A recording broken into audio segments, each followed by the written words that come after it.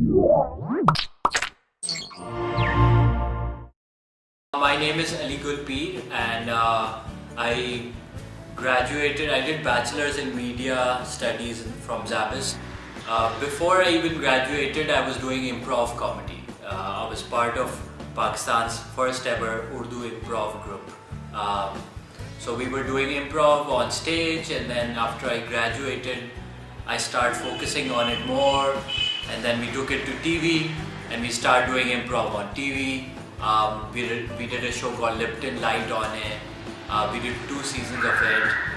So comedy was going really well for me, and Vadere Ka Beta was my first satirical song.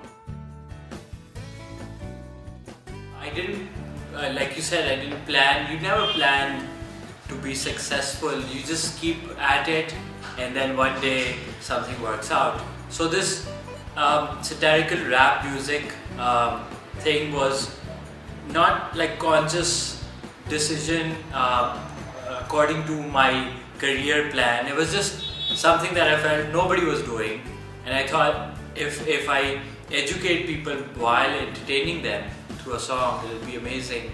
And so when you do that, and when you achieve, like right now it has, on just YouTube it has 4.5 million views, and so when you and then yeah, obviously people start expecting a lot, but then I learned that I cannot be chasing to fulfill expectations of other people. A true artist only creates what he feels like, what he or she feels like.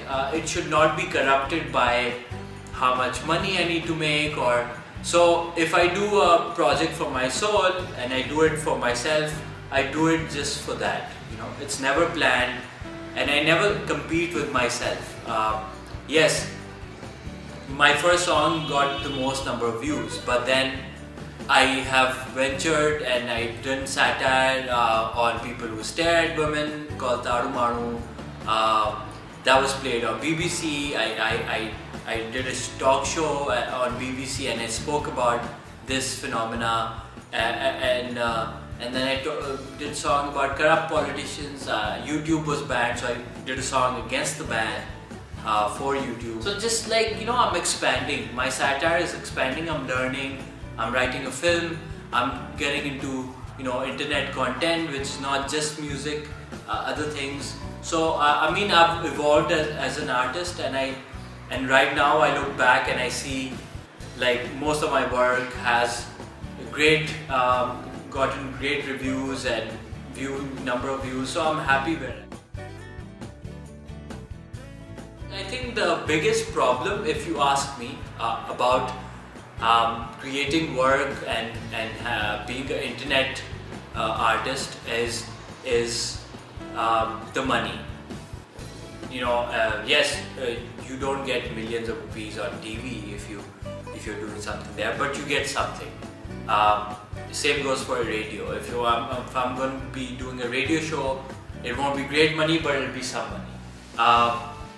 But on internet, I'm not directly making any money through my whatever I make. So for example, if I made Vadere Ka Beta and I uploaded it on YouTube, we didn't have the partnership program. So those 4 or 5 million views, I didn't get paid anything for that.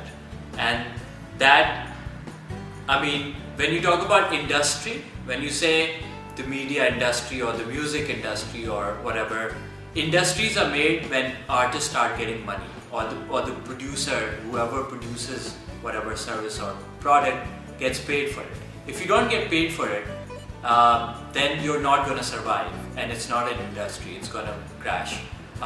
So it's important that people start making money. So what I did was, I did something smart. Fortunately I had a media degree, so I knew how to edit, I knew how to direct something, I knew how to write, I knew how to act. So I knew how to create something from scratch when it came to media. So the advantage of that was that after attaining success and fame through one song, but not earning a single dollar or rupee, I went and I started doing brand endorsements. and that's how you get money. So I would do like web shows, and like I did a reality show, a web reality show for Close Up called Viral Sign. We did that and made money from that, and I would then take that money, run my household, and also create more content. So now that's the formula that I've been working at. I make one song and it's my thing, it's from my heart, and then I make one for the stomach. So I work with brands and make songs for them, content for them, and make a living. I think for content creators, it's a big move because now we're getting paid something. If you're a content partner with YouTube, you get paid something, and in the longer run, it's a big step because in the future, the numbers, the money you will get will increase. So it's a step in the right direction. I think when YouTube was banned for 2 years, 2-3 years, a lot of people started using Facebook for content sharing, and it's not meant for that. Facebook is not meant for content sharing. So I would suggest a lot of Pakistani, especially content creators, to come back to YouTube and start running their channel there. Do YouTube live events. Just it doesn't take much effort. A lot of people think it'll be a full-time job to maintain a YouTube channel. It's not. Even if you upload one video every 10, 15 days, it's fine. And that video can be anything. It can be a vine, it can be anything.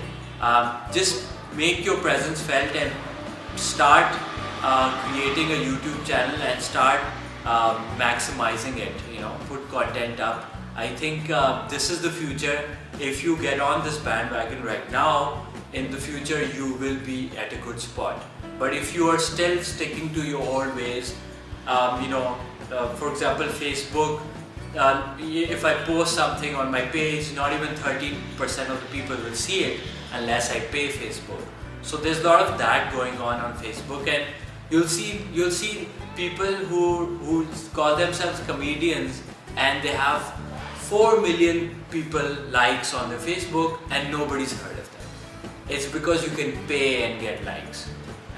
So there's that happening. So I would suggest to content creators, come where you should be, which is YouTube. It's for content creators. So that's the platform for you. So get on it, and if you have good views, you can become a content partner and take it from there.